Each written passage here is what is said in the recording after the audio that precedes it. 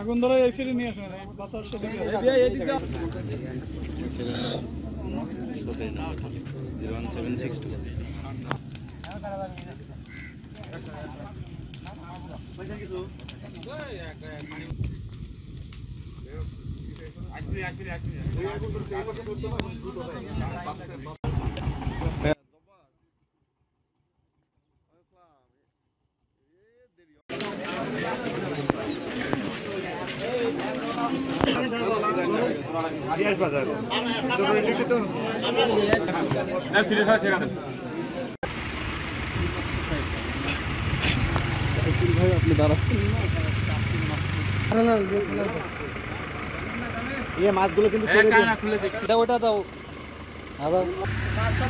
ইলিয়াস বাজারে সেনাবাহিনীর ইউনুসের সাথে কইলে জালের অভিযান দিচ্ছি চায়না জালে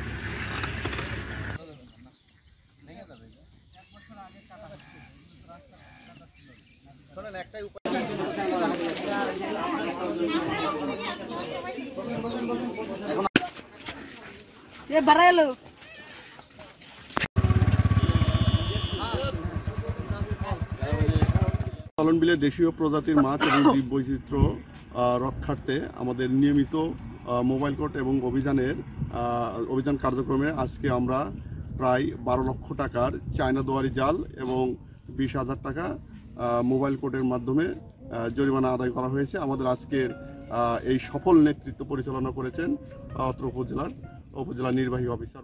আমরা দেখছি অনেকেই অসাধু ব্যবসায়ী যারা কারেন্ট জাল এবং চায়না দুয়ারি জাল বিক্রি করছেন। আজকে সারাদিন ব্যাপী অভিযানে আমরা প্রায় 12 লক্ষ টাকার জাল উদ্ধার করেছি বিভিন্ন চলন বিলের বিভিন্ন অংশ থেকে।